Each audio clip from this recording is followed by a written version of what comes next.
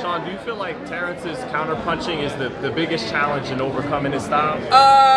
You know what? I think that I think the number one side of my game plan is to take control, and to make him react to what I need him to react to. Take away that kind of punching ability that he has. He's a very good counter puncher. I don't know if people realize that about him, but he is. He's a really good counter puncher. But for me, it's to my number one game plan is to make him react and not allow him to take control of this fight. Hey, who is more dangerous, Errol Spence or Terence Crawford? I believe that Terence Crawford is more dangerous. Remains to be seen, but both guys, I think and felt at that point in time before I fought Errol that they were the best out there. Still feel that way. Feel that he's the next best. So I've taken on Errol, and now it's time for Terence. Shawn, please. There's a lot of respect, but you could define yourself like the most dangerous fighter for Crawford. Yeah, no, I am. I'm the most dangerous fighter for Crawford. I think one thing that people, you probably, I'm sure you've heard this, but don't really understand it. When we go into the ring, a part of us is always left in the ring. It's something you always hear. It's not always the case. It always depends on who you're fighting and how that fight goes. Anyone that gets in the ring with me does not leave that ring the same way that they entered the ring. Terence Crawford is not going to be the same after he leaves the ring for fighting me. What do you think of Caleb? Canelo, you've been in the ring with Caleb, or he started like that? What do you think? Should be a really great fight. I think that Caleb's going to win the first half, and I think that Canelo's going to have to make some adjustments, and then we'll see what happens. I do expect Caleb Plant to win the first half of that fight, and then the second he's got to hold on. The second half is going to be no joke.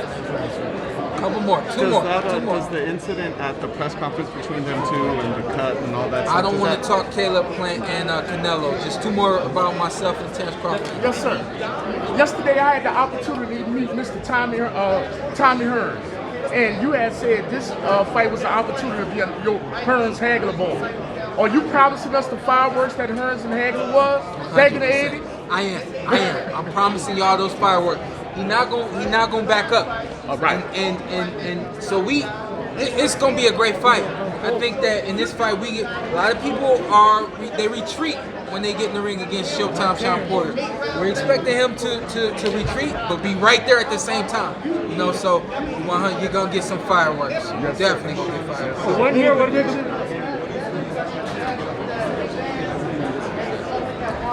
For me, I think that it's, I'm probably going to answer for both of us. I think my dad is like, hey, follow the game plan, do this, everything that I tell you to do. We're going to prepare you, make sure you're prepared. And he and I, and the entire team feel like as long as I'm prepared, there's nobody in this world that can defeat me. So you say, hey, you got 3 losses, but you know, Those are small, minor adjustments that need to be made. We've got great film to look at. We made some adjustments. We're going to get better. And come out, you'll see be a better Shawn Porter than we saw against Errol Spence Jr.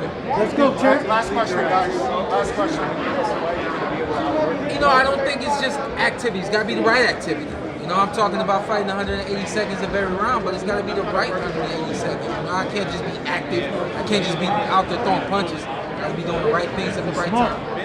Gotta be smart. God bless you guys. We'll see you soon. Let's go, Terrence. I mean, when you first came up, you know, you had a couple of fights, you won your title. How frustrated did you get as you had 1 defense, 2 defense, 3 defense, and you just couldn't get traction against the biggest names? How did you get low at any point about that? Never, because I don't look at these fighters like everybody else do. You know, these is great fighters. You know what I mean? In their own right, they just went up against the better fighter at that point in time. You know, Mean Machine, a 2-time Olympian. Benavidez was considered the next best thing smoking, since he was young. You know, Amir Khan, numerous world champions, silver medalists. I can go on and on. Jeff Horn beating Pacquiao, but y'all gonna take the credit away from him because how I dismantled him. Now, if it was a close fight, then everybody would say, oh, well, Terence Crawford beat a great fighter that night. I think part of it was that they may have been talented guys, like you said, but weren't maybe as well known as because of the fact that he fought Garcia or Thurman or Spence. Is that a fair assessment? That's for sure. That's for sure. Terence, when it's all said and done for you, what do you want your legacy to be remembered as, right? World champion at 35, undisputed at 40, champion at 47. You know, it's still young. When it's all said and done, what do you want to be remembered as? Well, I'm going to be remembered as one of the best fighters that ever lace up the gloves. You know, at the end of the day, you know, they're going to remember me for being so versatile, you know, being able to fight inside, outside, box, bang, punch, take a punch, you know, switch. You know, I'm going to be known for so many diverse dimensions than, any other fighter. Yesterday at your workout, you made a comment on how no matter what you do, the media will criticize you, right? If you walk the quarter, oh, well, he already has a couple losses. You know, you even made a comment saying, you know, next thing I know, they're going to want me to move up to fight Canelo. Not to look past this fight, but do you ever see in your career, do you ever see yourself moving up to maybe 54 or even 60? Maybe 54 in the future. Maybe 54 in the future. But right now, like I said, we have 47. We're campaigning at 47. Shawn Porter is in front of us, and that's the fight that we focus on. Terence, what's his best attribute to you? Shawn Porter has never been stopped. Do you anticipate that you will be the first man to stop him and continue? See, me personally, I don't go in fights looking for the knockout. I go in fights to dominate and make sure I get the victory no matter what. If the knockout's there, I'm most definitely going to take it, you know, and secure that knockout. But if it's not, then so be it, as long as I secure the victory. Hey, Bud, I talked to Manny Pacquiao. He said he confirmed that you guys had a fight scheduled twice and it fell through. How disappointed was you that you never got that fight? I was real disappointed, you know, for not getting that fight. You know, we was 2 days for securing that fight. A lot of things, a lot of people that, you know, said they was doing things on Manny Pacquiao's side, lied to us. You know, it's a whole bunch of, you know, things, and the reason why that fight didn't happen. But like I always say, everything happened for a reason, and the fight didn't happen. And we're here now. Shawn Porter is the fighter that I'm fighting, and that's the fight that we more focused on than any other fight today. By you guys knowing each other so well, does it make it harder to prepare for this opponent by you guys knowing each other so well?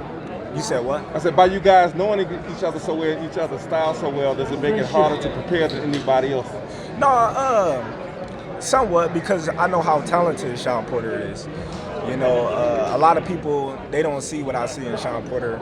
You know, I mean, the skill set, the mindset, you know, the hunger, you know, the speed, the movement, you know, the roughness. You know, I see a lot in Shawn Porter like he's seeing me, because like I said, we've been knowing each other for so long. You know, we know what each other like, we know what each other don't like, you know, so yeah, it's going to be tough, but at the same time, we're going to be prepared for it. Did you spar with him at times? Never. I was at 132. No, but even 65. Okay, but never even like get in to mess around. What does he bring best? What's his best attribute? Well, what he brings best is, you know, I mean, his enthusiasm. You know, Shawn Porter is good at, you know, adapting to the fighter that he's fighting. You know, if Shawn Porter got to move, he'll move. If he got to pressure you and get in your chest and rough you up, he'll do that. You know, he get wild at sometimes, but at the same time, you know, he's successful in doing the things that he do when he get rough and wild. So we just go and be prepared for whatever Shawn Porter does. But do you take this as a career-defining fight? Everybody's trying to make this out to be your biggest fight, but it seems like you and your team are taking it like this is another fight. Do you just feel like that? I look at all the fights as a career-defining fight. You know, this is considered, you know, one of the top welterweights in the division, and this is the time for everybody to see what Terence Crawford really is about. Right. Everybody want to know, you know, how Terence Crawford is going to fare against the other top welterweights in the division. So everybody got their eyes on Terence Crawford right now. They want to see how well I adapt, how well, you know, can I finish Shawn Porter like Errol Spence couldn't, is I'm going to fight tooth and nails with Shawn Porter like Errol Spence. So everybody going to have all these questions, and it's going to be answered November 20th. Do you Do you think? feel- Do do you you think feel Sean's come pressure- out with a false do sense you of feel- security? I mean, like with security, seeing the fact that he's faced Errol and everyone's like you're a completely different fighter. Do you think he's kind of like coming in here with a little bit too much confidence, or do you think he's coming in with the proper respect that he deserves? No. I don't believe he's coming in with too much confidence, being that he's been in the ring with all the top welterweights out there. You know, I just think he's coming in there with more of an experience factor. You know, he knows what he's going up against, and he knows that it's a tough task.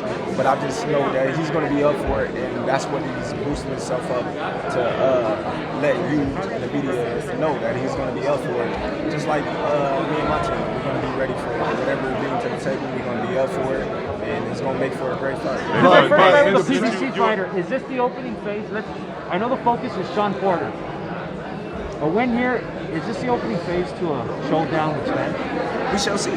We shall see. You know, like I said, it never was Terence Crawford and my team holding up the fights that all the fans wanted to see. You know, you heard that from the horse's mouth right then and there. So we shall see. Hey, Errol, Terence,